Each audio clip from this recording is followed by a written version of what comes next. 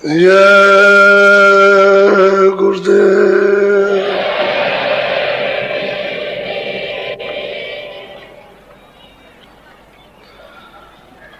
जय गुरुदेव।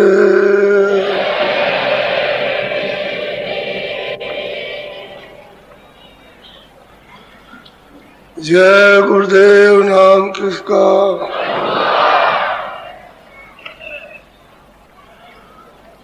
जय गुरुदेव नाम किसका।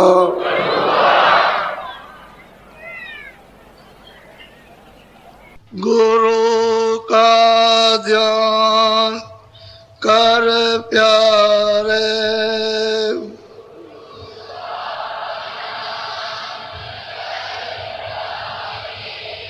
बिना इसके नहीं छूटना।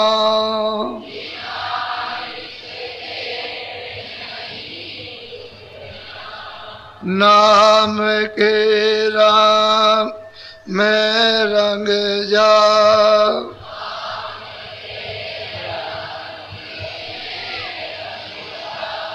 मिले तो धाम निज अपना।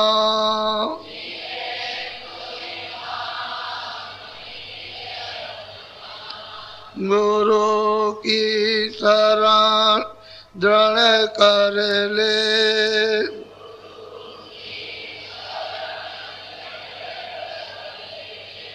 बिना इसका नहीं सरना।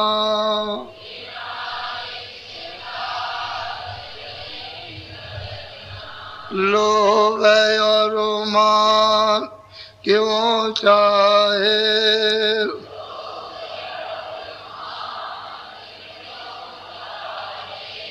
पड़ेगा फिर तुझे देना।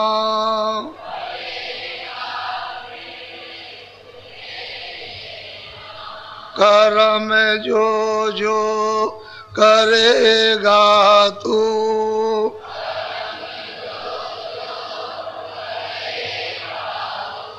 वही फिर भोग ना भरना।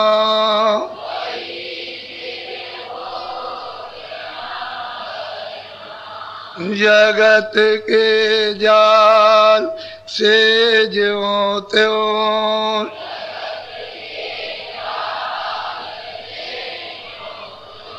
हटो मर्दान घी करना।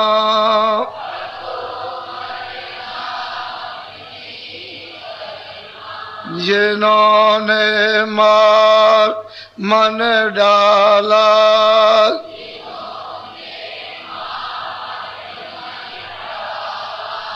उन्हीं को सूर माँ कहना।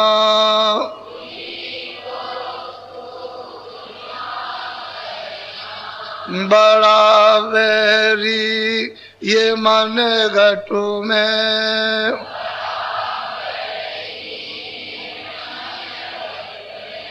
इसी का जीत ना कठना।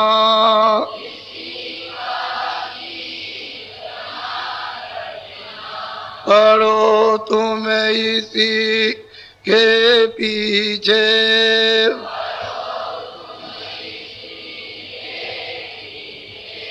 और सब ही जतन तजना।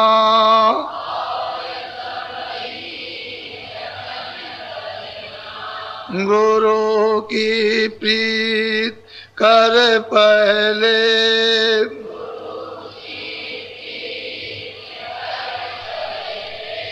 बौर घट सब को सुनना।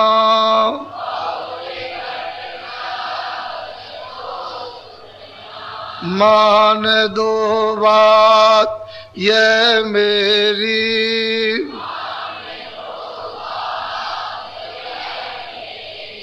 करे मत और कुछ जतना।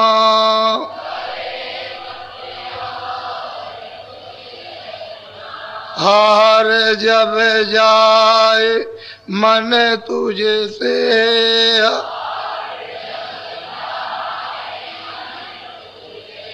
हार जब जाए मन तुझसे,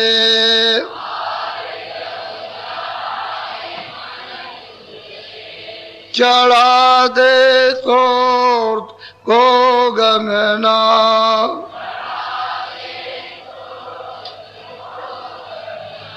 और सब काम जग झूठा,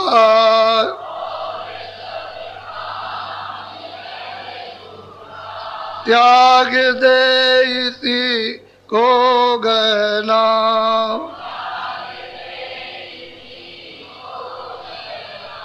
गुरु का ध्यान कर प्यारे,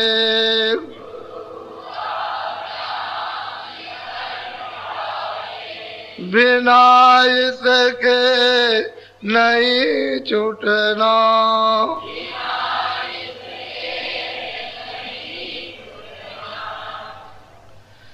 सतगुरु सतनाम तुमको लाखों प्रणाम।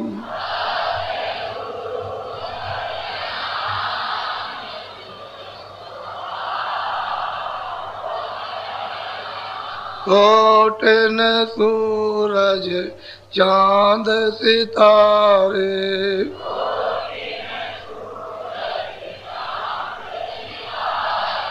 रोम रोम में करे उजारे,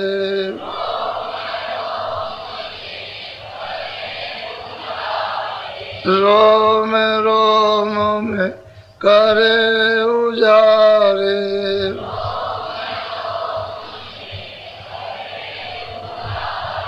सतपुरुष करतार तुमको लाखों प्रणाम।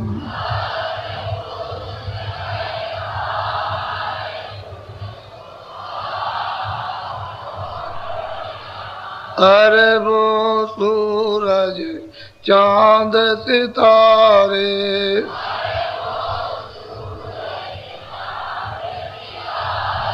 रोम रोम में करे उजारे,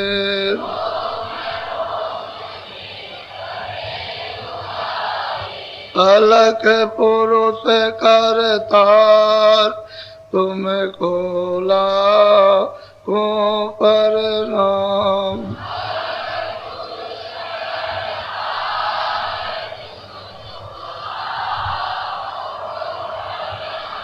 खरबों सूरज चांद सितारे,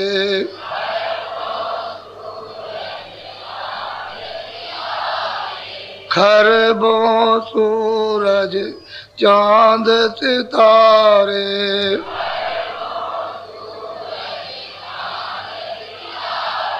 रोम रोम में करे उजारे,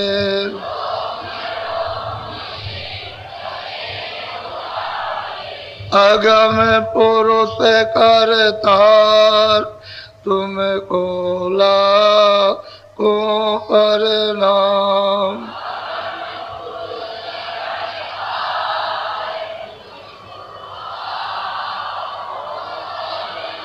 नील नील शशि बाण उतारे,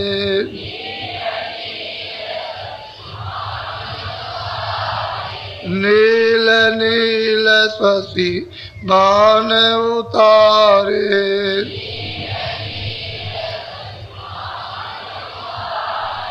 रोम रोम में करे उजारे,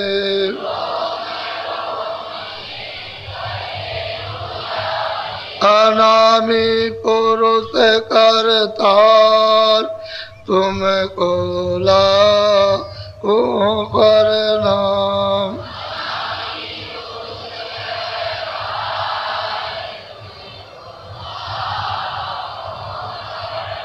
अनामी पुरुष करतार तुमको लाखों प्रणाम।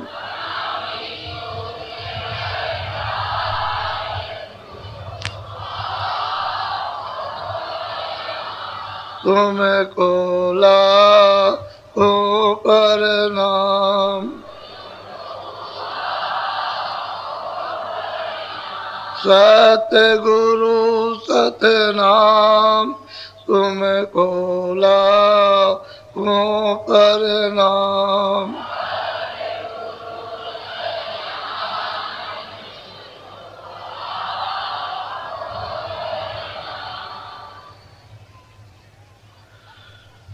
बच्चियों,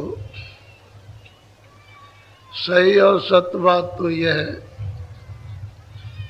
कि बहुत समय बहुत काल हो गया हमने ईश्वर का भी दर्शन नहीं किया। तो ये बताओ, आप उसका ध्यान कैसे करोगे, कैसे उसको याद करोगे? क्योंकि हमको तो मालूम नहीं है कि वो कैसा है। इसलिए महापुरुषों ने आपको ये बताया कि जिन्होंने उनका दर्शन किया वो मिलना चाहिए। तो बताएंगे कि ये नाम है, ये रूप है, ये उनका स्थान है, ये उनकी आवाज है। तब आप वहां जा सकते हो। वो तो एक मोटी सी बात है कि महापुरुष नहीं मिलेगा, गुरु नहीं मिलेगा, तो उसमें दाखिल कैसे होगे? क्योंकि जब तक टिकट नहीं मिलेगा तब तक अंदर कौन जाएगा? वो किसी को जाने देगा? सिर पर तो इतना बोझा लदा हुआ कि कोई उधर फटक नहीं सकता, उधर जा नहीं सकता। तो क्यों ही उसकी जरूरत है उन महापुरुषों की कि उससे मिले होते, उसका भेद जानते, उसका रास्ता जानते, उसके नाम को जानते, उसके रूप को जानते, उसका उन्होंने दर्शन किया है। तो जिन्होंने दर्शन किया है वो आपको वहां तक पहुंचा देंगे और मिला देंगे, दर्शन करा देंगे। इसलिए फकीरों की और महापुरुषों की अहमियत बहुत महान जरूरत है। बगैर, क्योंकि हम तो मुद्दतों से उसको भूल गए, पता ही नहीं कि कैसा है, काला है, सांवला, गोरा है, हरा है, पीला है, नीला है, कुछ नहीं। अब यहाँ तो ये जो मूर्तियों की स्थापना हुई है तो आप अंतर से बाहरमुख हो गए। तो व्यास जी ने देखा ये सब बाहरमुखी हो गए, इंद्रियों की तरफ बाहर। तो ऐसे आदर्श पुरुषों की ऐसी मतलब है कि एक तस्वीर, एक मूर्त बनाई जाए बड़ी आंख वाली, और एकांत में रख दिया जाए और लोगों से कहा जाए कि चलो वहां, और वहां चल के क्या करो कि अपनी आंखों से उनकी आंखों को देखो, एक टक हो करके। तो ये जो आंखें आपकी जो हिलती है, पलक हिलते हैं, वो धीरे धीरे धीरे धीरे धीरे धीरे उनकी उस आंख की पुतली को देखते देखते स्थिर हो जाएगी। जैसे ही आंख स्थिर हो जाए वैसे ही बाहर की बंद कर लो तो अंदर की तीसरी आंख खुल जाएगी। ये उन्होंने एक सुविधा अंतर्मुख जाने के लिए उन्होंने लोगों के सामने पेश की, रखी।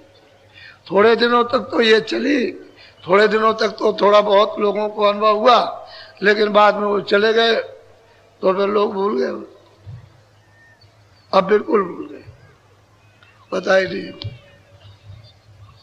वो तो देखता है, बोलता है, सुनता है, वो प्रकाशमान है, उसके यहाँ अंधेरा नहीं है, कोई वहाँ पाप नहीं, कोई पुण्य नहीं, ये कोई झगड़े झंझट नहीं, ये सूरज वहाँ नहीं निकलता, न वहाँ डूबता है, न ये हवा है, न गर्म न सरद, ये कोई चीज़ वहाँ नहीं। लेकिन फिर कैसे जाओगे आप?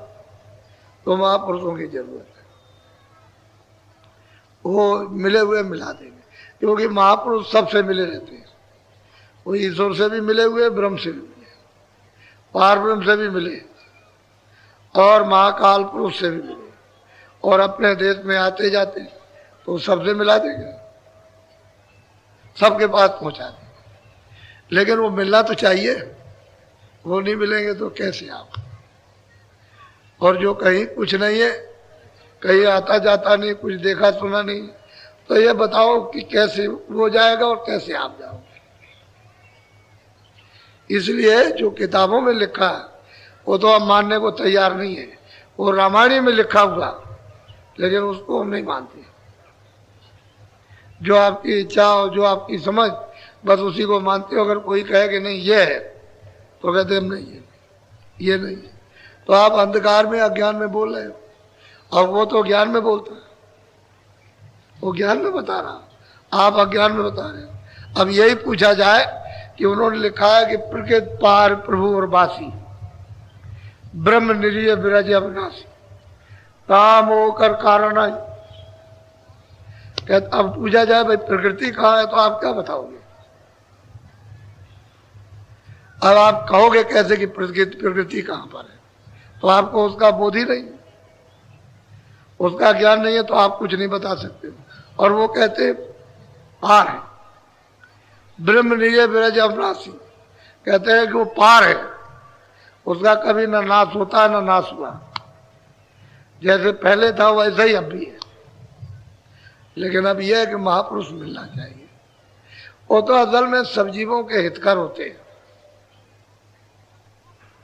उनके यहाँ जो चलना चाहे चलो, वो तो चाहते हैं। वो तो मतलब यह है कि आवाज देते हैं कि देखो भाई ये है समुद्र, ये नाव लगी हुई है, भवसागर है, इसमें नाम रूप की नौका लगी है, जहाज लगा हुआ है, चलो चलो चलो चढ़ चलो, चलो इस पर चढ़ जाओ, सवार हो जाओ।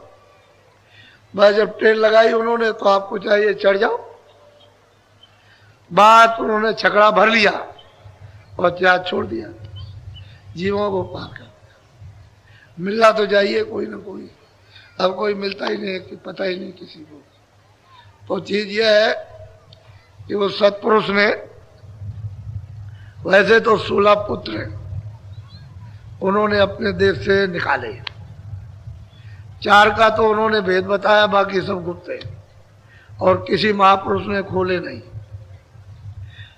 किसी भी महापुरुष ने नहीं खोले, संकेत तो दिए लेकिन खोला नहीं कि उनका कितने बड़े बड़े लोग हैं। ये वैसे जो यहाँ से जाते हैं वो सब देखते हैं, लेकिन कितने बड़े बड़े लोग हैं वो कुछ नहीं बता। 4 पुत्रों का विवरण किया है। तो एक ईश्वर, एक ब्रह्म, एक पारब्रह्म, एक महाकाल, इनका उन्होंने बताया। बाकी जो 12 बचे हैं उनका भेद नहीं, वो अलग। ये तो उन्होंने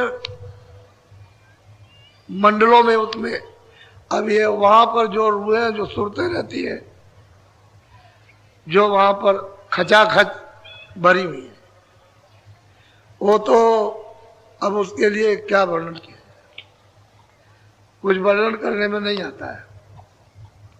तो चीज ये है, आप बड़े ध्यान से आप सुने, आपको हजारों प्रमाण, वैसे कोई जरूरत नहीं है, क्योंकि वो तो उसके अतिरिक्त तो और कुछ आएगा नहीं। लेकिन आप कहोगे नहीं नहीं नहीं, ये बात मेरी पसंद नहीं आई और मेरी समझ में नहीं आई, वही शंका हो जाएगी। तो शंका निवारण के लिए सबूत चाहिए, सबूत चाहिए। और ये रामायण में जो आपको कल नामदान दिया, ये सब है उसमें, लेकिन आप नहीं बता सकते, उसमें सब है, सब उन्होंने दिया। अब आपको मालूम नहीं, आप तो बस ये है कि वो एक रफ्तार है पढ़ने की, रटने की, तो उसको रटते रहते हो, आपको तो कुछ पता, क्योंकि आपने तो कुछ किया दिया नहीं। तो अब यह है कि अब है उसमें, और अब कैसे हो। लेकिन वही जब सबूत रख दिया गया, प्रमाण दे दिया, तो चुप हो जाते हैं आप, भाई हमारी चीज में लिखा। जब तुम्हारे यहाँ सब जगह लिखा है कि दिव्य नेत्र है, ज्ञान चक्षु है, तीसरा नेत्र है, तो आपको खोज करनी चाहिए कि कहाँ है। अब तुम कहते हो कि नहीं वो तो राम के पास होगा, वो तो मतलब शिव जी के पास होगा, नहीं, सबके पास है। ये जितने बैठे हुए सबके पास, जो यहाँ आए और चले गए मनुष्य, नर नारी, उन सबके पास है। यानी तीसरा नेत्र जितने भी जीव जंतु पशु पंछी है सबके पास है। लेकिन जिस तरह से मनुष्य ये अनमोल साधना का धाम मिला, इसमें वो करके प्राप्त नहीं कर सकता है, तो उसमें तो साधन नहीं है, वो भोग योनि है, ये मनुष्य शरीर कर योनि। लेकिन तीसरा नेत्र उसमें भी है, तीसरा नेत्र भी है, तीसरे कान भी है और तीसरी नाक भी है।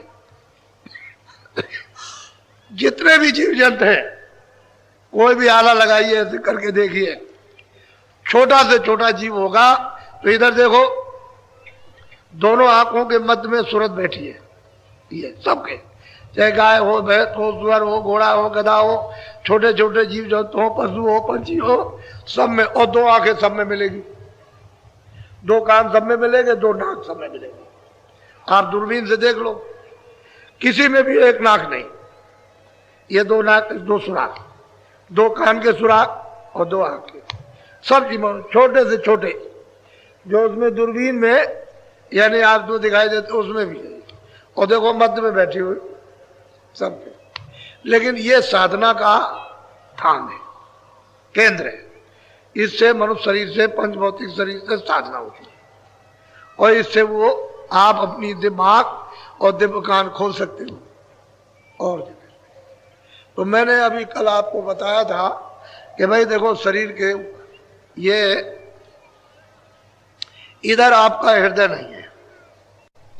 कोई कहे कि हमारा ये दिल है, ये हृदय है, ये हार्ट है, ये नहीं, ये यहाँ नहीं है। एक तो पिंडी मन, एक ब्रह्मांडी मन, एक पिंडी मन, एक अंडी मन, एक ब्रह्मांडी मन। तो ये पिंड का मन तो ये है उसका स्थान, लेकिन यहाँ जीवात्मा का हृदय तो है नहीं, उसका तो हृदय ये है ऊपर, ये ऊपर, ये इसके नीचे नहीं, नीचे तो दो आंख है, दो कान है, दो नाक, इधर है ही नहीं, इसके ऊपर बैठी हुई है, ऊपर हिस्से में। तो उसका हृदय, उसका दिल है, इतना बड़ा है। अब यहाँ तो कोई है ही नहीं। वैसे कहा जाता है कि संसार, इससे मतलब एक कितने लाखों हिस्सा ज्यादा, करोड़ों हिस्सा ज्यादा, इतना बड़ा आकाश है। अब यह है कि अब कूड़ा कचरा है, अब इसकी वजह से अगर कूड़ा कचरा हट जाए तो बिल्कुल साफ दिखाई देता है, फिर वो अर्वचनीय हो जाता है, क्योंकि आप उसकी कोई मिसाल या नहीं दे सकते। इतना ही कह सकते हो कि बहुत बड़ा। उस समय पर तो जब ये था, तो मतलब ये कि हृदय, ये दिल, चम चम चम चम, ये सिंहासन है, इसको स्वच्छ और साफ जब कर लिया तो इसी पर तो प्रभु बैठेगा। अगर आपका हृदय दिल साफ नहीं है तो ये बताओ कि इतना वो पाक साफ पवित्र है तो कहां बैठेगा। अगर मान लो बर्तन आपका खराब है तो कोई भी चीज रखोगे फट जाएगी। ऐसे ही नापाक दिलों पर, नापाक हृदय पर, गंदे हृदय पर आप कोई चीज रखो फट से खराब, कैसे? तो उसको शुद्ध पवित्र करना है। तो असल में चीज यह है कि बड़े ध्यान से सुनिए आप।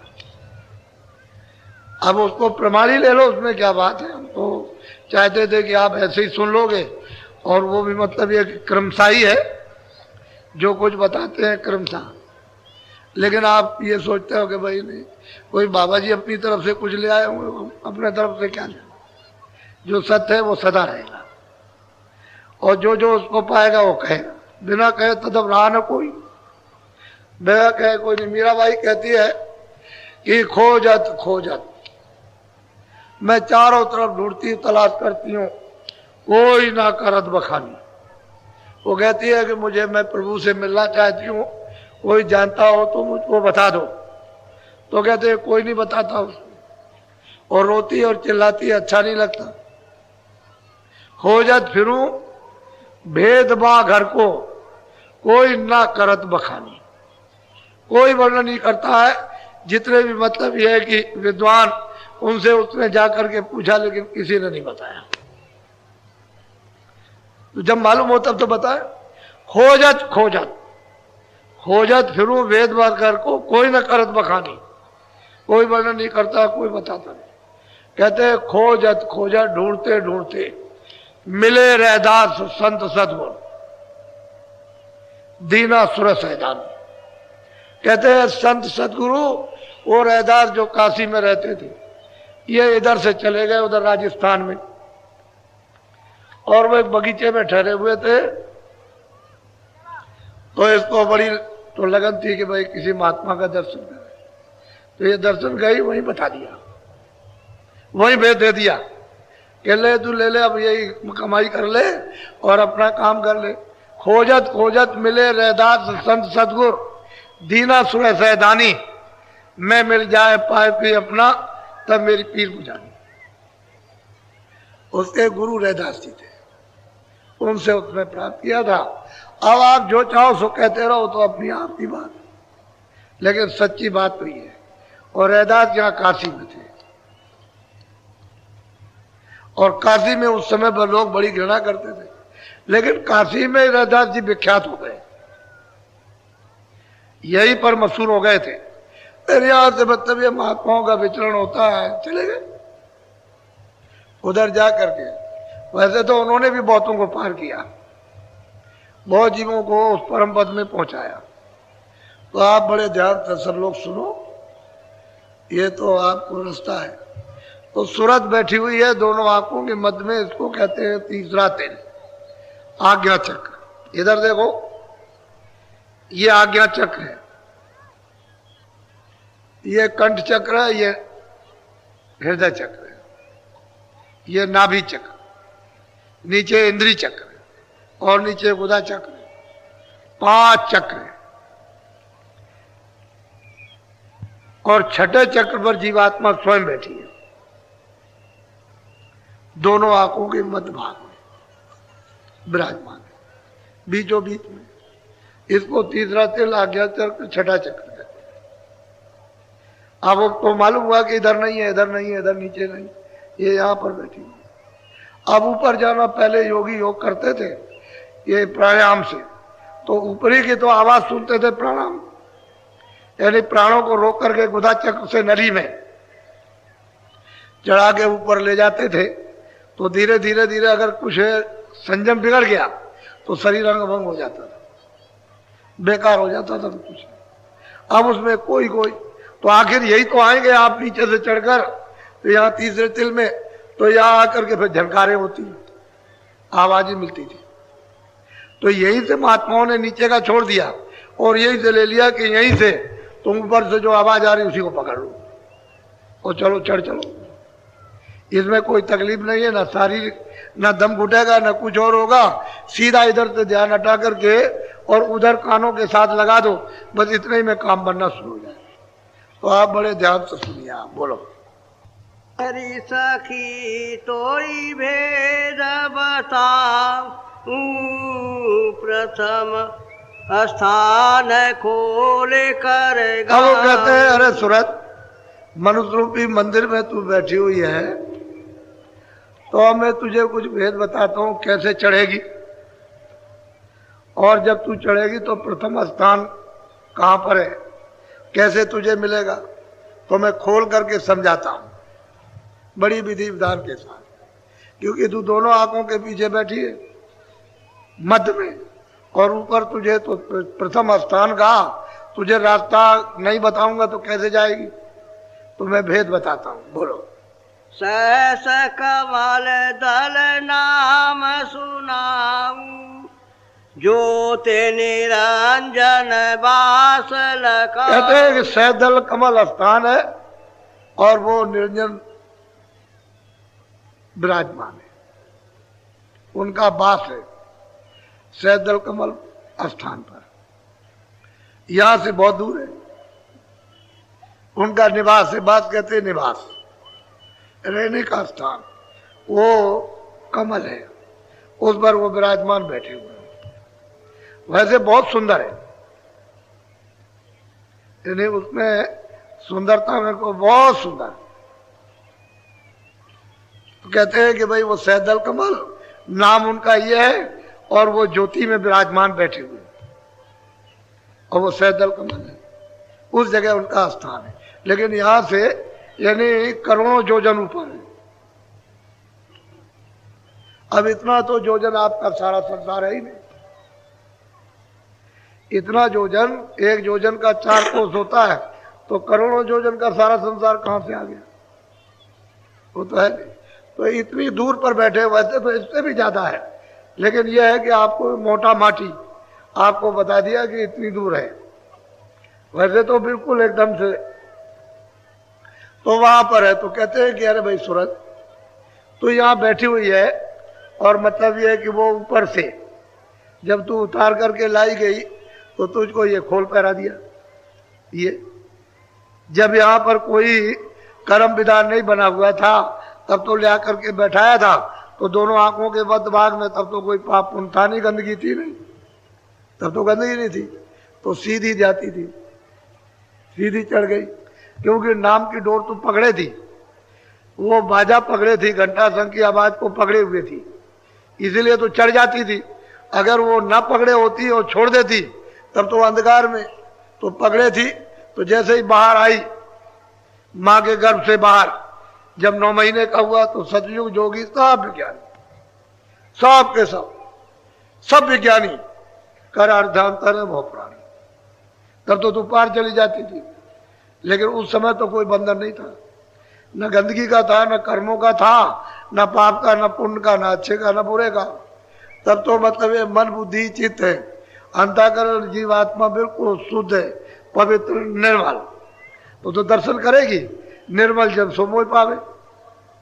तो कहते हैं कि मैं उनका निवास, जिस रूप में है उस ज्योति रूप में वो, जिस नाम में वो, जिस स्थान पर वो, और जो उनकी आवाज है वो तुझे बताता हूं, बोलो। हाँ, करता तीन लोक यह ठाऊं, वेद चारे नर से जग। अब वो कहते हैं कि भाई ये 3 लोक के करता है,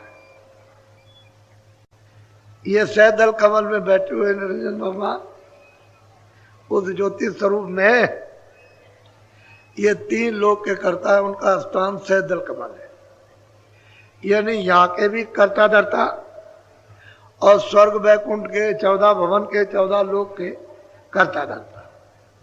उसके बाद में ब्रह्मांड में जो ऊपर है, नीचे शक्ति लोक है, ऊपर में इनका धाम है, तो शक्ति लोक की अलग रचना है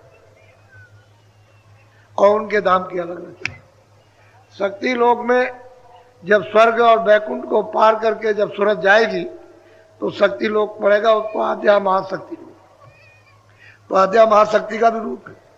लेकिन ये इतना बड़ा लोक है कि सब स्त्रियों का है, औरतें ही औरतें, देवी देवियां है, और ऐसे ऐसे लबास, यानी कपड़े तो नहीं है वहां, कोई अगर कहे कि कपड़े पहने हुए, कपड़े नहीं है, ना वो रेशम के है और ना वो सूत के कपड़े, लेकिन इस तरह के लबास यानी खूबसूरत और सुंदर पहने हुए हैं कि इस मंडल को पार करना साधक के लिए हो ही नहीं सकता, कोई नहीं पार कर सकता, इतना बड़ा इनका लोक है। ऐसा फंसाने का थोड़ी उन्होंने बना रखा, ऐसा अगर रहेगा तो सभी चले जाएंगे, कुछ नहीं, कोई उधर जाए, इतना बड़ा लोक है कि स्वर्ग लोक, वैकुंठ लोक, मृत लोक कुछ नहीं, कुछ नहीं, इतना बड़ा लोक है।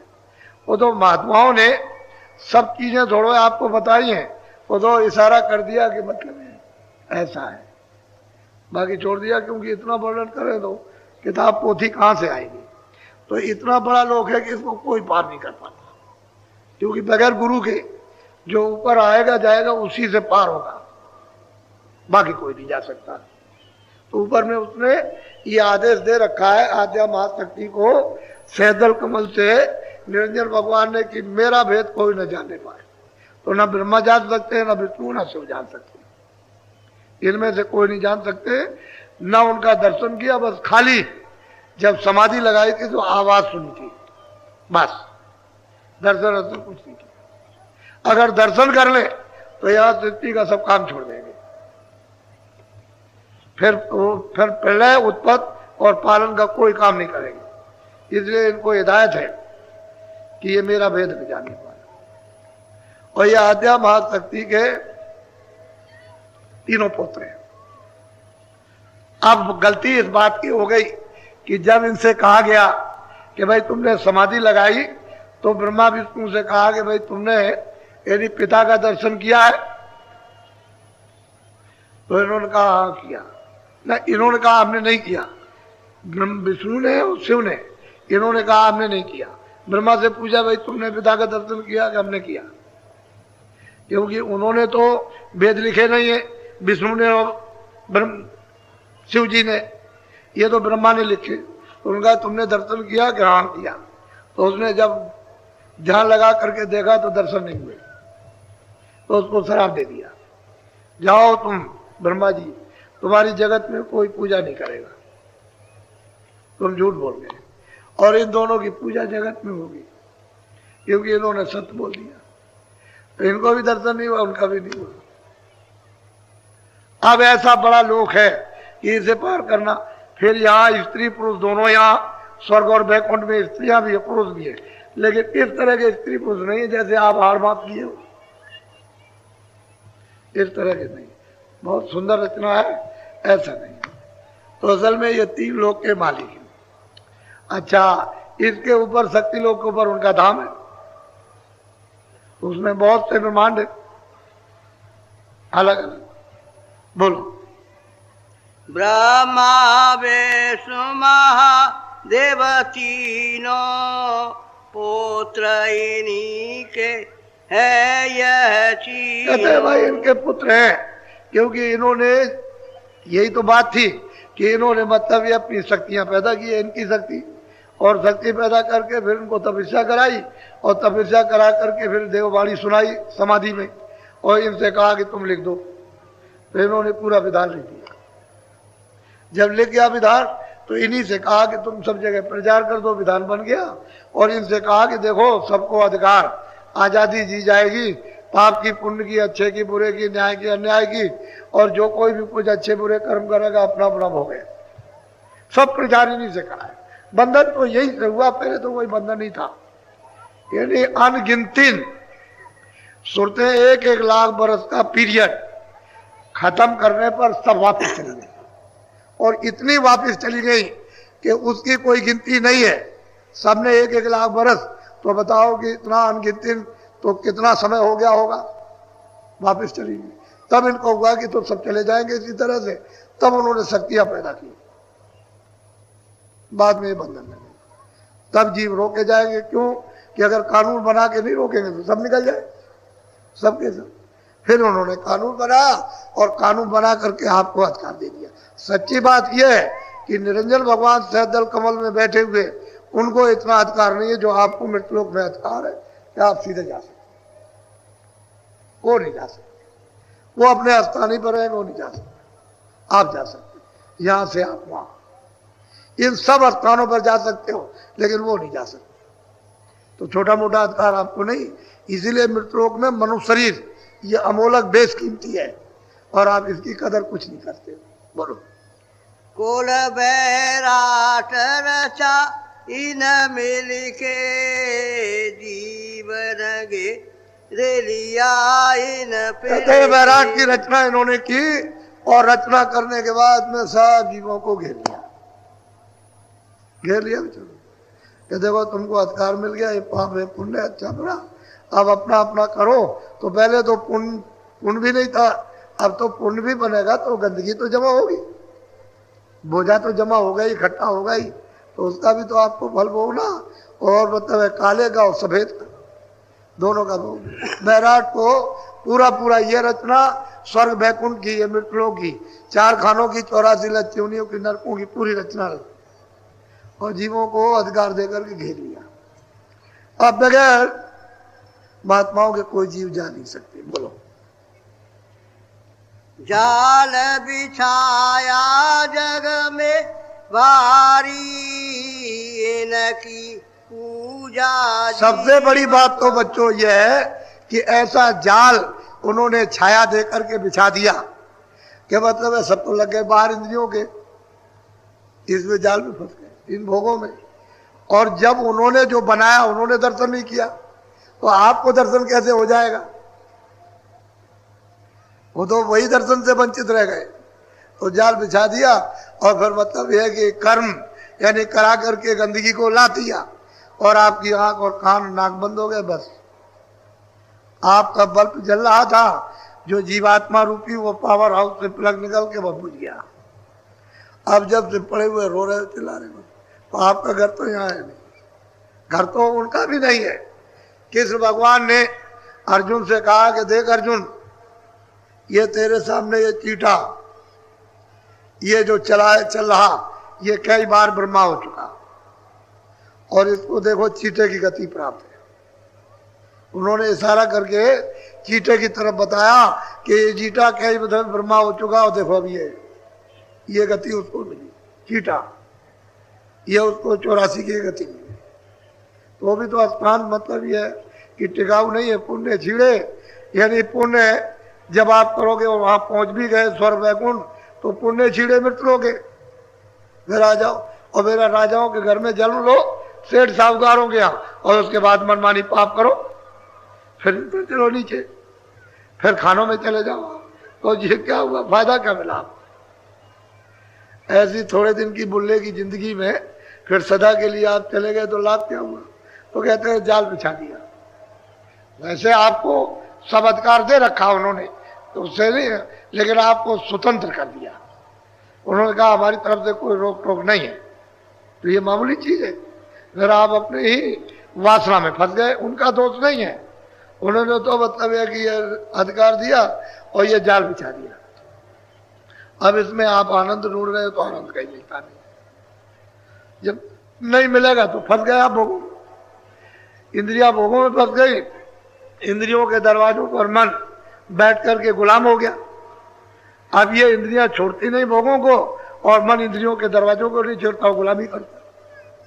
तो जीवात्मा बेचारी क्या करे, इसकी शक्ति को घसीट लिया और उसका दुरुपयोग ये कर रहे, अगर वो निकल जाए तो फिर तो ये कुछ नहीं है, चारों तरफ से बैठ के घेरे हुए। बोलो, फंसे जाल में पचे कर्म में धोखा खाया, अरे भाई कहते हैं कि में पचे जाल में फंसे कर्म। अब तुमको ये तो नहीं कहा कि तुम बुरे काम करो, अच्छे करो, तो अच्छे करोगे आपको अच्छे घर में आपको जन्म मिलेगा, धनी मानी राजा का। फिर क्यों बुरा करते हो आप? वो त्याग करो। तो जब त्याग करोगे तो ये नहीं तो फिर ऊपर चले जाओगे, और भी त्याग कर दो ऊपर से, हमको ये नहीं चाहिए, तब ईश्वर की प्राप्ति होगी। ईश्वर को भी छोड़ दो, हमको नहीं चाहिए, तब ब्रह्म की प्राप्ति होगी। और ब्रह्म को भी नहीं चाहते हो तो ऊपर जाओगे तो फिर पार ब्रह्म चाहिए। ऐसे तब आप अपने घर में पहुंचोगे, और कहीं ना कहीं फंस गए तो यही फंसे हुए आप कहीं नहीं, न स्वर्ग जा सकते हो, न वैकुंठ जा सकते हो, न ब्रह्मा से, न विष्णु से, न शिव से मिल सकते हो। तो बताओ जब यही फंस गए ऊपर कौन जाएगा? तो कहते हैं कि भाई फंसे जाल में और पचे कर्म में, धोखा खाया पड़े भरम में। अभी भरम नहीं है तो क्या, भरम से तो संदेह तो घर में झगड़ा, बच्चों में झगड़ा, पति पत्नी में झगड़ा, इसमें झगड़ा, धर्म में झगड़ा, कर्म में झगड़ा, इसमें उसमें, सब चीज में झगड़े झगड़ा। अब भरम में फंस गए। अब इससे फुर्सत मिले, इससे छुटकारा हो, तब तो कुछ सोचो। बुद्धि तो भरम हो गई, भ्रमित हो गई। बोलो, अब जो इनको कोई समझावे, सत्य पुरुष का भेद। कहते हैं कि अब इनको अगर कोई समझाए कि चलो भाई तुमको ईश्वर के पास ले चले, चलो तुमको ब्रह्म के पास ले चले, चलो तुमको स्वर्ग में ले जाए, तो झगड़ा करते हैं। कहते हम नहीं जाना चाहते स्वर्ग में, हम ये भोग नहीं छोड़ना चाहते, झगड़ा करते। अरे भाई कल्याण तो तेरे लिए कह रहे हैं, तू अपना कल्याण कर, जीवात्मा को बचा। गड्ढे से कहते हमको नहीं चाहिए स्वर्ग, हमको वैकुंठ नहीं चाहिए, हमको तो ये भोग चाहिए। अब भोग में चिल्ला, अब रो रहा, चिल्ला रहा, और कहता कि दया कर दीजिए। रो भी रहा, चिल्ला भी रहा, और से कहते हैं चल भाई चल, चलो तुझे निकालने। कहले निकालिए मत, ही रहने दीजिए, और दया कर दीजिए। किस बात की दया? अरे तू पढ़ा तो ऐसी जगह जहां रोएगा ही, जहां कष्ट हो रहा, दुख हो रहा, पीड़ा हो रही, कहते हैं तुझे निकालने के, निकालिए मत, दया कर दीजिए। पता नहीं कौन सी दया मांग। बोलो, तो नहीं माने झगड़ा ठाने, पक्षपात करे। कहते हैं कि मानते नहीं है सत्य जी को। अरे भाई तुम भगवान के पास तुम चलो, तुम ऊपर मत जाओ लेकिन वहां तक तो चलो। कहते हैं यहाँ तक चलो, जिसका 3 लोग का शासन है, चलो भाई उसके पास, ईश्वर के पास चलो, गाड के पास, खुदा के पास चलो, तुमको पहुंचा दिया जाए। तो कहते नहीं नहीं, हमको खुदा नहीं चाहिए। अभी मुसलमानों से पूछा कि भाई तुम खुदा के पास चलना चाहते हो, ये कैसा होता है खुदा? हमने भाई तुम रोज नमाज पढ़ते हो, तुमने दीदार किया, कल दीदार तो नहीं किया, तो फिर ये क्या करते हो इबादत? क्या इबादत जो बताया उसको कर रहे हैं। अरे भाई तुमको पहुंचा देंगे, तो उनसे कहो भाई ऐसे चलो, तो कहते हैं कि ऐसे नहीं चलेंगे, तो खुदा के पास पहुंच जाओगे। ऐसे ही मतलब है कि इनसे कहा जाए कि तन रूपी इस मंदिर में जीवात्मा बैठी है और इसी से रास्ता जाता है, हरि का दरवाजा तो यहीं पर है, तो चलो तुमको ले चले। कह लगे भगवान के पास नहीं जाएंगे, हमको नहीं जाना। बोलिए अब क्या किया जाए, बोलो। या ते मैं तो को समझाऊं, ये सब ठग को लेकर। अब बताओ, ठगे, खुद ठग गए हो, यानी इस जाल में फंसे हो, अज्ञान में, इस मोह में, ममता में, काम में, क्रोध में, और रोज रो रहे हो और चिल्ला रहे हो और तुम्हारा यहाँ कोई नहीं है, तो ये मतलब ये है कि अब तुम इसमें फंसे हो। वो कहते हैं अरे भाई यहाँ तुम्हारा कुछ नहीं है, तुम इसमें फंस गए। वो कहते हैं भाई तुमको ये मनुष्य शरीर तुम्हारा नहीं है, इसको छोड़ना। जब मनुष्य शरीर छूट जाएगा तो ये तुम्हारी चीजें, तो फंसे पड़े, मानते नहीं। बोलो। इनके मार्ग तू बति जाय, तू संतन की शरण। अब बहुत प्यार से समाचार, अरे भाई काम में मत बढ़ते, लोभ में मत मत, मोह में मत बढ़, मतलब अहंकार मत कर, तो मतलब धोखा मत दे, झूठ मत बोल, बेईमानी मत कर, चोरी मत कर। अरे इनके मार्ग मत जा, तू संतन की शरण, वहां चला जा। वहां जाकर के तो वहां सत्संग भी सुनेगा, रास्ता भी मिल जाएगा, दया भी हो जाएगी, सब हो जाएगा। तो ये काम क्रोध लोभ मोह को नहीं छोड़ता और रो रहा चिल्ला। अब यही तो है, यही तो ठग है। और क्या? काम ने, क्रोध ने, लोभ ने, मोह ने, अहंकार ने लूट लिया, अब चौड़े मैदान में लूट गए। ये ठग है, इनसे तेरा उबार नहीं हो सकता। इन काम क्रोध लोभ मोह अहंकार को कौन, इनको मतलब यह है कि शांत करेगा। बिना महापुरुषों के तो कोई कर नहीं सकता। इन ठगों से कोई नहीं बचा सकता। अब ठग गए, इनको ठग कहते हैं। जी हाँ, बोलो। सतगुरु कहे सोई तुम मानो, इनका वचन न करी। अब कहते हैं कि जो सतगुरु कहे, जो ऊपर ले जाते हैं जीवात्मा को, इधर से उधर पहुंचाते हैं कि वो काम जो कहे उसको करो, बाकी जो उधर न ले जाए तो अब क्या, उसका प्रमाण क्या है? उसका कोई प्रमाण। तो अभी जो कुछ बने तो अभी बना लो, आगे का फिर न धरना भरोसा। जो कुछ करना है अभी कर लो रूपी तन में।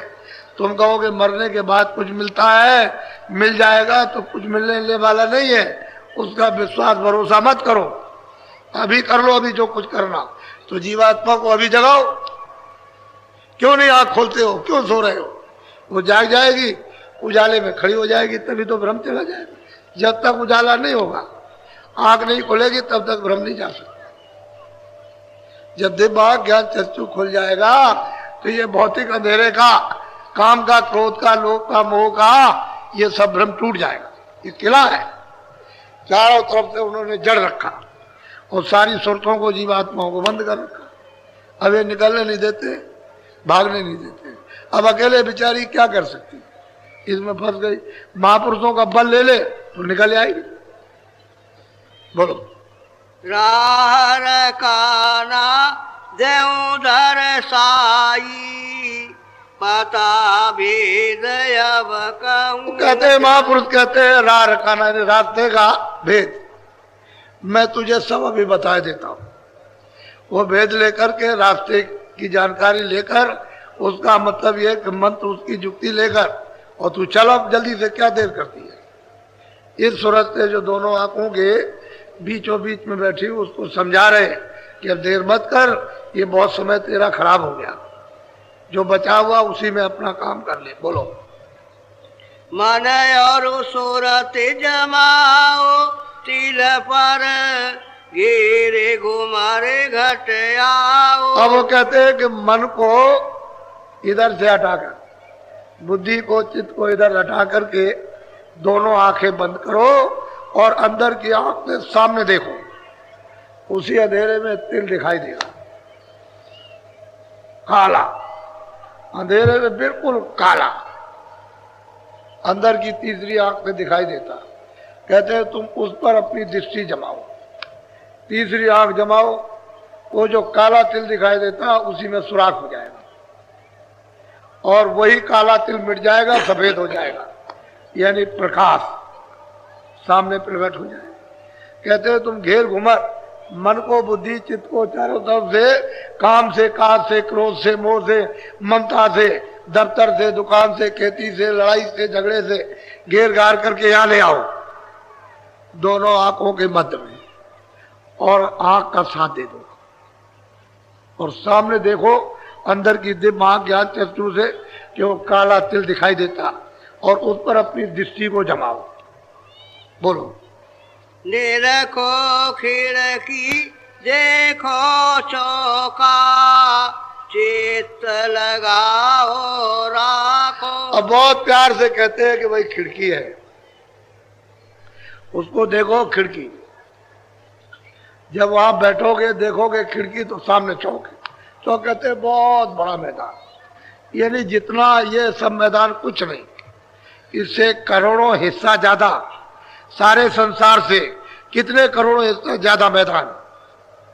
चौक कहते हैं मैदान को, वैसे चौक कहते हैं आंगन को, लेकिन वो इतना बड़ा आंगन है कि क्या उसकी महिमा की जाए। कहते हैं तुम उस खिड़की पर तुम अपनी सूरत को जमाओ, उस तिल के ऊपर खिड़की हो जाएगी और वो खुलेगी सामने चौक। जब आप उसमें प्रवेश हो जाओगे तो एकदम खुले मैदान में। रचना तो तब पता चलती है कि दिव्य रचना की शुरुआत क्या सुंदर रचना की, मनमोहन रचना की, यानी आनंद की रचना की क्या शुरुआत है, तब मालूम होता है। ऐसे नहीं होता। तो वो बता रहे रास्ते का भेद, ऐसे चलोगे तो ये मिलेगा, ऐसे तिल मिलेगा, ऐसे खिड़की मिलेगी, ऐसे सामने चौक आएगा, चौक बिल्कुल प्रकाशमान, अंधेरे का कहीं भी नाम निशान नहीं, अंधेरा उधर है ही नहीं, उधर अंधेरा नहीं। वो अंधेरा तो बस ये है गंदगी जमाया, और जैसे ही गंदगी साफ हुई तो फौरन इसकी आंख खुल गई, फिर अंधेरा नहीं, फिर अंधेरा है। जब जीवात्मा की आंख खुल गई तो इसी में से कितनी रोशनी, कितना प्रकाश, कितनी लाइट इसी जीवात्मा से निकलती है कि ये इसके हजारों सूरज यानी सामने आकर के उग जाए तो इसकी रोशनी में छुप जाएगी। इनका प्रकाश सूरज की रोशनी में छुप जाएगा। इतना सूरज में प्रकाश है जो यहाँ बैठी, लेकिन अब ये सिमट करके यहाँ उसको ले आना है, क्योंकि ये फैल गई और उसमें गंदगी जो है मिश्रित हो गई, उसे धीरे से समेट करके ले आना। तो समेटोगे कैसे? इधर से अपने मन को, बुद्धि को घेर घार कर कि देखो तुम इधर मत जाओ, पहले ये काम कर लो, जो तुम्हारा काम ये जरूरी है इसको करो। तो जब आप करने लगोगे दृष्टि रुक जाएगी, सामने वो तिल है, खिड़की दिखाई देगी, खिड़की खोलेगी, सामने चौक है, खड़े हो जाओगे। वहीं से तो प्रतीत प्रीत आती है। बोलो। पचरंगी फुलवारी देखो, दीपदान घट भीतर। अब वो कहते हैं कि शुरुआत हो जाती है पचरंगी फुलवारी, तरह तरह के स्वर्ग में, बैकुंठ में तरह तरह की, शक्ति लोक में तरह तरह की, यानी मतलब एक फुलवारी रचना, तरह तरह के महल, ऐसे ऐसे सुंदर महल है कि यहाँ उसको सुपने में भी नहीं मिलेंगे, और कारीगरियों से, बेल बूटों से। अब वो किस तरह के बेल बूटे हैं, किस तरह से रंगों से जड़े हुए हैं, और चम चम चम चम चम चम करते हैं। ऐसा मालूम होता है कि सारा खेल सुरतों का है, सब जीवात्माओं का ही खेल है, जितना भी है, चम चम चम दम दम, और क्षण क्षण पर महल बना दे। बस यहां से रूहें उड़ी और बस उन्होंने ऐसे देखते हुए फौरन महल बना दिए। कितने बड़े बड़े महल, तुम अपने संसार को ऐसे उठा करके वहां धर दो, एक छोटे से कमरे में, ऐसे ऐसे महल। कहते हैं कि उधर फिर क्या है, वो दीपदार, उधर वो ज्योति जल रही है, दीपक जल रहा, दीपदार कहते हैं दीपक, दीपक जल रहा, उसका साक्षात्कार। वो इशारा बता रहे, वैसे तो बहुत कुछ है, वो बीच में जो रचना वो बहुत कुछ, उसको क्या, लेकिन धीरे धीरे धीरे साधक जब शुरुआत करेगा और उधर चलेगा तो अपनी आंख से देख लेगा। एक गोस्वामी जी महाराज ने सब देखा। बोलो। कोई दिन ऐसी लीला देखो नील चक्रता आगे पे। कहते हैं कि नहीं भाई, आगे आगे नील चक्र है, ये नीलगिर पर्वत है, वह नील चक्र है, वो गुरु का द्वार है। कहते हैं वो दिखाई देता है, आगे साफ दिखाई देता है, उधर तो उजाला तो साफ दिखाई देगा। कहते हैं नील चक्र यानी गुरु का द्वारा। बोलो। विरह प्रेम बलता को फोड़ो, ज्योत निहारो मन को मोड़ो। कहते हैं कि वो कैसे नीलगिर पर्वत टूटता है विरह से, तड़प। जब साधक जब रोता है, चिल्लाता है ऊपर जाने के लिए, तब वो टूट जाता है। उसमें साथ साथ गुरु की दया काम करती है। जब वो टूटता बढ़ता है तो ऐसा मालूम होता है कि समूचा तीनों लोग एकदम से गिर पड़ा, टूट टाट करके। इतनी आवाज एटम बम में नहीं, यहाँ के सब कण कण के एटम बम बना दो और एक बार की फेंक दो तो इसमें कुछ भी आवाज नहीं है, इतनी आवाज वहां हो रही। कहते हैं कि भाई उधर में वो गए, फिर उस ज्योति का वो दर्शन हो रहा है जो सैदल कमल में बैठे हुए हैं, उसका दर्शन करते हैं। तो साधकों ने तो दर्शन किया और कराया दर्शन। बोलो। अनाद घंटा सोन सोनरी जो शंख बजाओ रस में। कहते हैं कि अनादनाथ वो घंटा बज रहा है, शंख की आवाज हो रही है। आपने देखा नहीं मंदिरों में बजाते हैं शंख घंटा, मस्जिद में, मंदिर में, गिरजाघर में ऐसे घंटा बजाते हैं, तो नमूना रखा हुआ। कहते हैं वह घंटे घड़ियाल 24 घंटे बज रहे, वहां घना घोर आरतियां कीर्तन हो रहे, और वो चेतन कीर्तन हो रहा, जड़ नहीं, यानी कोई मिट्टी का साफ सामान नहीं है कि भाई ऐसे बजा दिया, ऐसे ठोक दिया, कोई पीतल है, कोई कांसा है, नहीं, कुछ नहीं, ये सब कुछ नहीं। कहते हैं घना घोर बज रहे, वह बज रहा। कहते हैं फिर वो संग बजता है, उसमें से अमृत गिरता है, तो कहते हैं उस रस में भीगो, उस रस में स्नान करो, पियो, नहाओ भी और पियो भी, वो तो अमृत है। बोलो। यह पहलाया स्थान बताया, सतगुरु पूरे वरन सुना। कहते हैं भाई पूरा सदगुरु होगा तभी बताए, जब पूरा गुरु मिल जाएगा तब तो ये बताएगा देखो ये, और फिर आगे चलना है, क्योंकि आगे तो फिर दूसरा स्थान है। बोलो। अब चलो सजनी दूसर धाम, निरखो त्रिकुटी गुरु का। अब वो कहते हैं कि सूरत अब तू सज करके साथ सामान लेकर के आप, इतनी सुंदर सजाई जाती है, यही सूरत इतनी सुंदर सजाते हैं, वहां उसका इतना स्वागत होता है।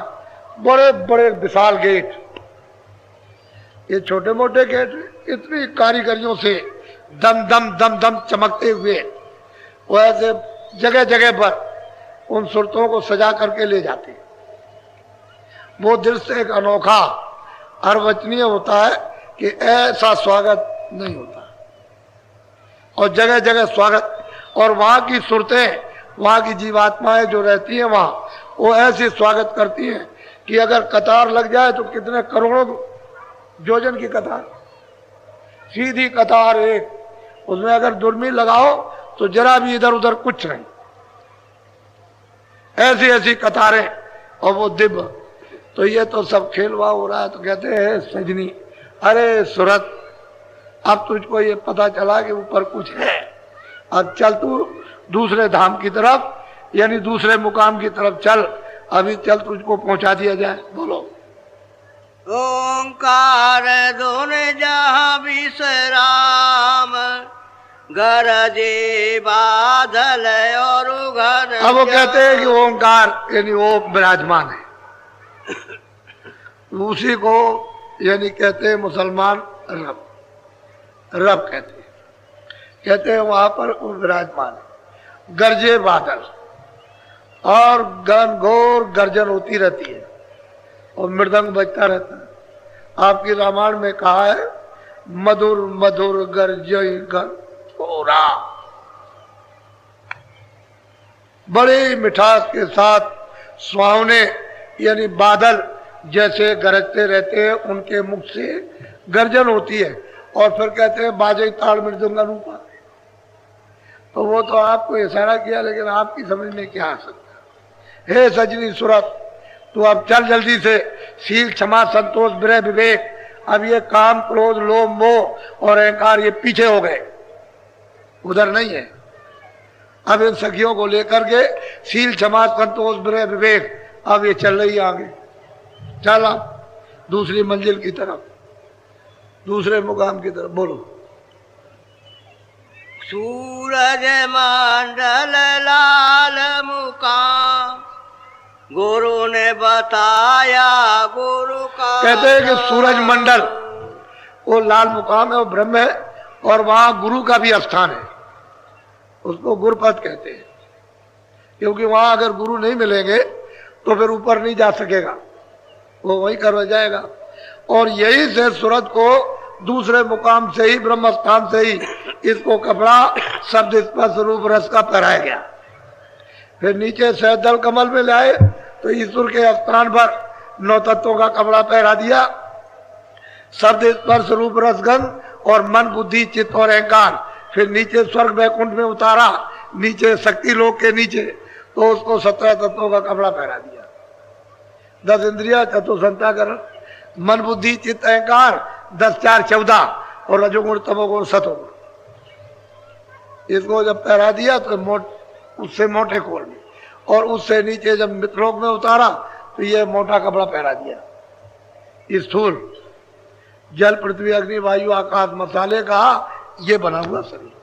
अब जीवात्मा है, इसलिए कहते हैं जड़ चेतन ग्रंथ पड़ गई, यद्यप झूठी है लेकिन खुल नहीं सकती, बगैर महात्मा के नहीं खुलेगी। महापुरुष की तो जरूरत है, वो जुक्ति से खोलेगा, जुक्ति से जीवात्मा को निकाल लेगा। अब तो ये बंध गई है 5 तत्वों में 3 गुणों में, अभी अपने आप नहीं निकल सकती, तो जड़ हो गई। इसकी चेतन अवस्था मतलब ये लोप हो गई, बेहोश हो गई। अब इसे होश नहीं है कि मैं कौन हूं। जब तक यहां नहीं आएगी, खड़ी नहीं होगी, तब तक इसको होश ही नहीं आएगा, जागरण ही नहीं होगा। और जब यहां आ जाए तो जागरण हो जाएगा, होश हो जाएगा कि मैं कितने युगों से, कितने कल्पों से आई और यहां पर मतलब सो रही थी, अब जगी। कहते चल सूरत, जल्दी सद धज करके और दूसरी मंजिल चल, वहां वो रहते हैं विराजमान। तो उनका मंडल तो बहुत, उनके नीचे मंडल है माया का, माया का मंडल है। यानी सहदल कमल के ऊपर माया, सहदल कमल के नीचे आद्यामा शक्ति, तो इनका मंडल बहुत बड़ा, यानी ईश्वर के धाम से भी बड़ा। ऐसे आप पार नहीं कर सकता, कोई भी जा नहीं सकता, इतना बड़ा मंडल है उनका माया। और ऊपर में ब्रह्म है, नीचे माया, नीचे ईश्वर है, उसके नीचे शक्ति, उसके नीचे ब्रह्मा विष्णु महादेव। बहुत घेर करके जीवों को अच्छी तरह से फंसा करके रखा जाए। बोलो। पंचम वेद नाम यही गाया, 14 कमल। कहते हैं इसको 14 कमल कहते हैं, और इसको मतलब यह कि जिक्र किया न एती और कुछ है और कुछ है, लेकिन हम कुछ बता नहीं सकते, लेकिन है जरूर। ये बराबर है। तो ऊपर में पार ब्रह्म है,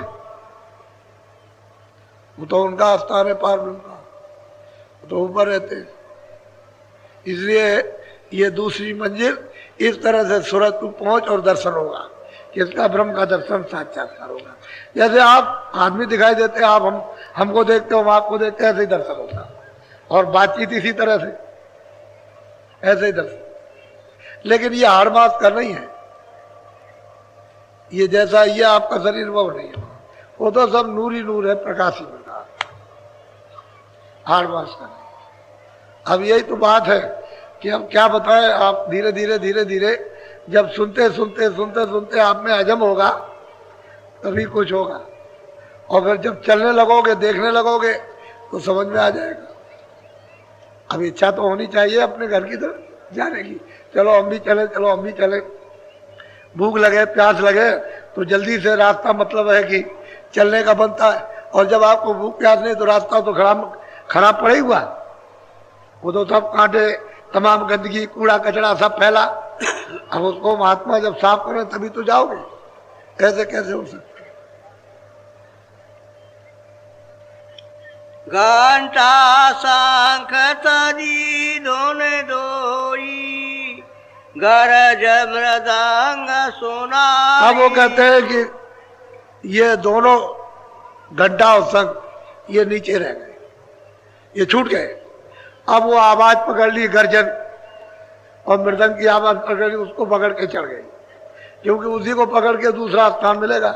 ये घाटी इतनी ऊंची नीची है, टेढ़ी है कि कितने नीचे चले जाओ, कितने मतलब ये कितने करोड़ों नीचे चले जाओ, ऊपर चले जाओ, टेढ़े चले जाओ, तो घाटी बिना जानकार के उधर कोई जा नहीं पाएगा। तब घाटी को पार करने के बाद तब ये स्थान है। तो कहते हैं कि हमने इस धुन को भी छोड़ दिया, घंटे और शंख की धुन तो सैदल कमल में छूट गई, और आगे गर्जन हो रही है, गड़ गड़ गड़ गड़ गर्जन, और मृदंग बज रहा। कहते हैं अब उस धुन को पकड़ा, इसी धुन को पकड़ के साक्षात्कार होगा ब्रह्म का। बगैर धुन पकड़े हुए नाम की कोई जा नहीं सकता, उसका रास्ता एक ही है, चढ़ने का, दो रास्ते नहीं। बोलो।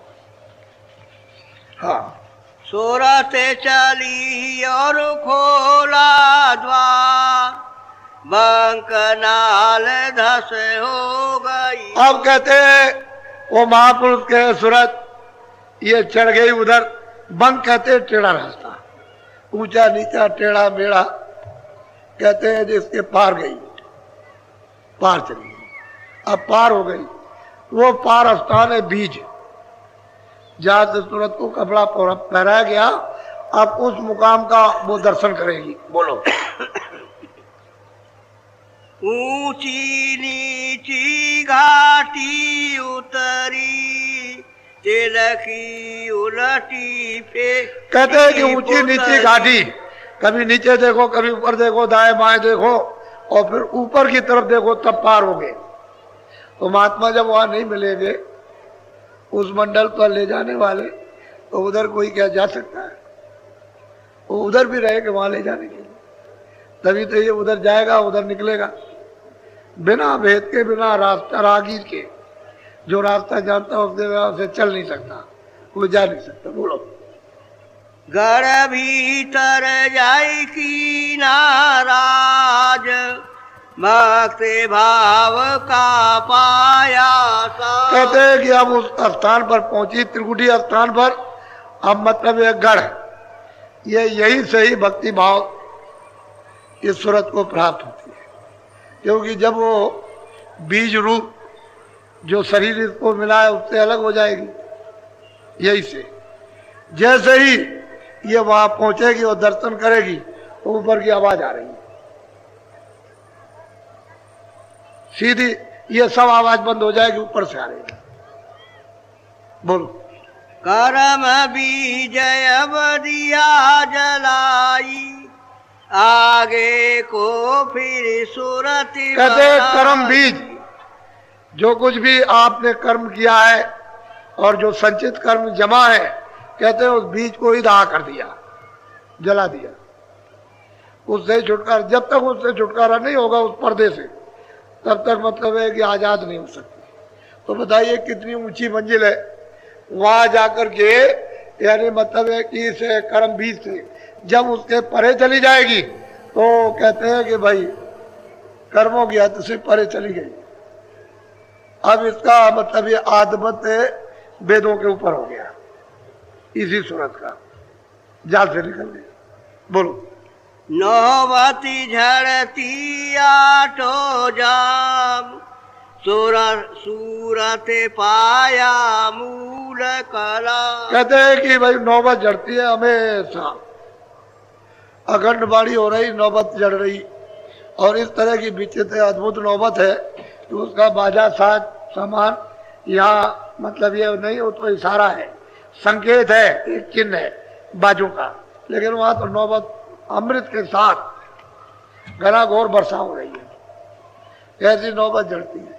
कहते हैं सूरत ने अपना मूल मुकाम जहां से कपड़ा पहराया वहीं से उसको प्राप्त कर लिया, अब आजाद हो जाएगी, अब स्वतंत्र हो जाएगी, अब फिर वो तो इसके बंधन में नहीं आएगी। यहां तक जाने के लिए उसको मुश्किल है, फिर आगे कोई मुश्किल नहीं। बोलो। महाकाल और कोरम बखाना उत्पत्ति बीजाया से जान। कहते हैं वो काल का स्थान है, जीवों को उधर से मांग करके लाए थे तो उन्होंने विधि विधान के साथ में रोकने की, फंसाने की कोशिश की है। ऐसा नहीं कि किस तरह से इनको नीचे ले जा करके फंसा लिया जाए, क्योंकि सुरतें तो कोई रहना नहीं चाहती थी। ये तो जब यहाँ आई थी तो सीधी जा रही थी, कोई रहने की नहीं था, क्योंकि उनका ये देश तो था नहीं, अच्छा लगता नहीं था, आनंद यहाँ था नहीं, सुख यहाँ था नहीं किसी तरह का, वो दृश्य यहाँ थे नहीं, वो धाम था नहीं, मालिक का दर्शन था नहीं, तो यहाँ क्या रहने का दिल लगे। लेकिन अब भेज दिया उन्होंने तो अब उनकी मौज मर्जी इनके सुपुर्द कर दिया, तो धीरे से इन्होंने बंधन लगा करके, ऐसे नहीं बहुत तरकीब से रोका, आजादी पूरी दी है। उसमें अपनी तरफ से उन्होंने कुछ नहीं, जबरदस्ती नहीं की कि आप अपनी आजादी से आप खुद फंस जाओ, बस आप फंस गए, रह गए बस यहाँ। अब कोई बताने वाला तो मिले तब तो तुमको ऊपर उठा करके ले आए। अभी तो इसी शरीर में ये जीवात्मा जकड़ी अंधेरे में, न ये जानती है कि हम में आँख है, न ये जानती है कि हम में कान है, न इसको मालूम है कि हम में नाक है, न ये पता चलती है कि हम में कोई देववाणी हो रही है, कोई आकाशवाणी हो रही, न इसको मालूम है कि पहुंचने का कोई हम में रास्ता। तो बिना महात्माओं के कैसे जा सकते। तो बहुत अच्छा है ये अवसर आपको मिला, ये प्रयागराज, ये महामानव कुंभ, ये छोटा काम नहीं है जो आप देख रहे हो। आपने ये दृश्य 100 वर्षों में नहीं देखा इस तरह जो दिखाई देता है 100 वर्षों में आप ना, ऐसा संदेश आपने कभी सुना जो आपको बताया जा रहा, कभी नहीं सुना। जो जहां जिसकी स्थिति है वो पूरा का पूरा, जो जहां है जिसमें जितनी क्षमता है वो सब, उसमें कुछ नहीं, इसमें कोई चीज इधर उधर नहीं हो सकती। लेकिन यह है कि अब ये जीव है बेचारे, इतने दिनों से फंसे, भरम गए, भूल गए, मैल चढ़ा लिया और मतलब रो रहे, भोग रहे, जर्जर हो गए, कमजोर हो गए, असहाय हो गए, डरने लगे, खौफ हो गया, और ये तरह तरह से अब कैसे जाए, किसी का सहारा मिलेगा तभी जाएंगे। अब किसी से कोई विरोध नहीं, किसी से भी कोई विरोध नहीं, इन सबको इधर से मन हटा लो, बुद्धि को हटा लो, चित्त को हटा लो और यहाँ ले आओ, यहाँ सूरत के साथ में इनको लगा दो, बस धीरे से, बस रस पकने लगे, उधर से रस जब पकने लगेगा तो रस की ठंडक आने लगेगी, तो धीरे से मन वो उस तरह से चिपटने लगेगा जैसे मक्की शहद के साथ में चिपटती है, ऐसे ही धीरे से चिपटने लगेगी। मन तो चाहता है रस मिल जाए, आनंद मिल जाए, तो ये इंद्रियों के दरवाजों पर और ये देखने सुनने में तो कोई रसा नहीं, इसलिए भागता फिरता है कि चलो भाई इसमें मिलेगा, सोने में, चांदी में, घर में, गृहस्थी में, बच्चों में, औरतों में, राज में, पाठ में, इसमें उसमें, लेकिन कहीं मिलता नहीं है तो भागता फिरता है चारों तरफ और कहता भैया तो कुछ नहीं, कुछ भी नहीं। तो सही बात यह है कि इधर कुछ है नहीं है। ये आनंद का दरवाजा तुम्हारे मन रूपी मंदिर में दोनों आंखों के मध्य और सामने। जब तक वेदी नहीं मिलेगा तब तक आप उस दरवाजे पर नहीं जा सकते। वही है युक्ति में मुक्ति। जानकार मिल जाए, दरवाजा पकड़ा दे और दरवाजा खुल जाए और आप चल पड़ो। जब तक दरवाजा नहीं खुलता है जीवात्माओं का, तब तक आंख नहीं खुलेगी, कान नहीं खुलेंगे, और वो मनुष्य रूपी मंदिर में सबके लिए सुलभ है। तो आप तो ऋषियों मुनियों के ये कितने दिनों से प्रयागराज चल रहा, ऋषियों मुनियों का यह स्थल था, पहले तो ठीक था। अब जैसा है वो आपके सामने। अब तो कलयुग है। कलयुग को कहते हैं करजुग, इधर कर इधर ले। लेकिन उसको भी आप नहीं समझते हो। अरे भाई इधर 2 मिनट भजन करो, 10 मिनट करो, 15 मिनट इधर लो, तो कहते हैं कि इधर दरवाजे में बैठो, वहां मेहनत 2 मिनट करो, उसकी मजदूरी ले लो। और मेहनत नहीं करोगे तो आपको क्या मिलेगा? तो मेहनत किसकी करते हो? जीवात्मा की मेहनत तो करते नहीं हो, शरीर की मेहनत करते हो। तो अब ये आपको चीज मिल रही और इससे आप रोते हो। तो दरवाजे पे बैठ करके चेतन से चेतन की मेहनत करो तो चेतन मिल जाए, और जड़ से जड़ की मेहनत करते हो तो रो रहे चिल्ला रहे हो। तो ये सब जड़ है, ये जितनी इंद्रिया है सब जड़ है। ये तो किराए का मकान है, ये सब इकट्ठा आपने किया है। तो जब ये किराए का मकान खाली हो जाएगा, जिसने इकट्ठा किया, तो ये इसका है, ये छाया है, ये पड़ी रह जाएगी। है वो छाया यहाँ नहीं आ सकती, और ये उसके पास नहीं जा सकता। सीधे ले जाएंगे पुल के पास, और वहां लकड़ियां रख करके और उधर ले जाएंगे, गड्ढा खोद के गाड़ देंगे। बस ये शकल आपकी वहां जला देंगे और वह खत्म हो जाएगी। अब इसके लिए कहते हो मेरी है, मेरी है, तेरी है, तेरा पति है, तेरी पत्नी है, तेरा पिता है, कुछ नहीं। ये मोह ममता है, अज्ञान। अरे भाई तुमको जो दिया गया वो काम करो, मुसाफिरी में तुमको दिए तो सेवा करो, वो तुम्हारी करे वो आपकी करो। फिर क्यों मोह ममता क्यों करते हो? तब पढ़ाएं कि भाई हमारे पास बच्चे हमको दिए गए, तो ये नाबालिग हैं, जब बालिग हो जाएंगे तो इनको हमारी सेवा करने का। अभी तक ये नहीं है तो मैं इनकी सेवा करता हूं, लेकिन कहते हो मेरा बच्चा है, मेरा बच्चा। छाती पीटते हो। तुम्हारा यहाँ कुछ नहीं, ये परदेश है, सबको यहाँ बादशाह है, राजा, धनी, मानी, सबको रोना पड़ेगा जो इसमें फंस गया। इसलिए तुम्हारा, हम भी तो किराए के मकान में, हमारा यहाँ क्या है? हम तो अपनी बात करते हैं, हमको भी तो खाली करना है, ये हमारा नहीं है, या कोई चीज हमारी नहीं। अब ये जब तक इसमें उसने रखा है तब तक आप इससे काम ले लीजिए, ये चीजें इसको दे दीजिए।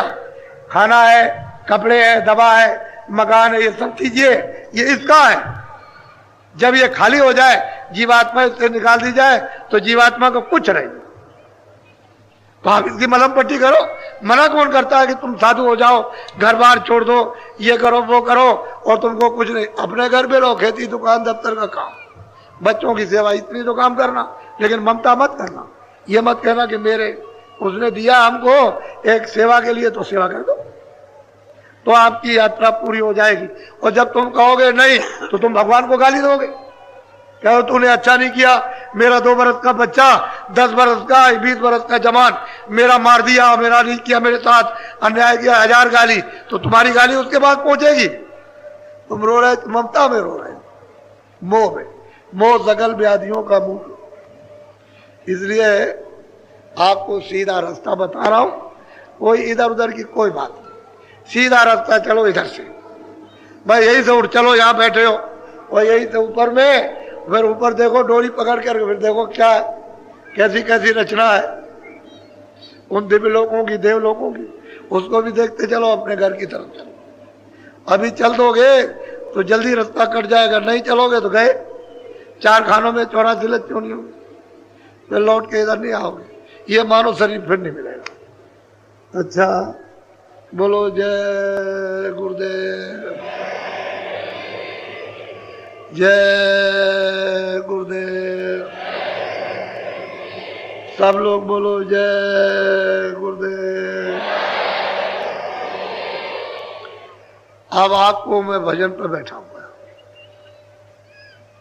क्योंकि कल तो देर हो गया, अंधेरा हो गया था, अभी अंधेरा नहीं हुआ है, तो मैं जरा भजन पर बैठा हूं। समझ लो पहले, मन को, बुद्धि को देखो, ये दोनों आंखों के मध्य में जीवात्मा बैठी है। उस जीवात्मा के चारों तरफ अंदर यानी घेर करके मन, बुद्धि, चित्त, अहंकार ये बैठे हुए हैं। तो इनको क्या करना, आप झगड़ा झंझट दुकान खेती में दफ्तर में आप आधा सेकंड, 1 सेकंड, आधा मिनट उधर जाने मत देना। यही कानों के साथ रोक के रखना और ऊंचा ध्यान देकर गौर से जीवात्मा के कान से सुनना। वो तो आपको आवाज सुनाई देती है। जब आवाजें आने लगे तो उसको पकड़ो, उसको लगातार सुनो तो तुम्हारी पकड़ में आ जाएगा और वही आवाजें फिर खींचेगी। वो तो चुम्बक है, जैसे लोहे को अपनी तरफ खींच लेता, ऐसे ही वो आवाजें की सूरत को जैसे ही उधर उसका कान लगा कि फौरन खींचना शुरू कर दिया। तो एक सुई ध्यान, और जब बैठ जाओ भजन पर आंख और कान बंद करो, सब लोग बंद करो आंख और कान।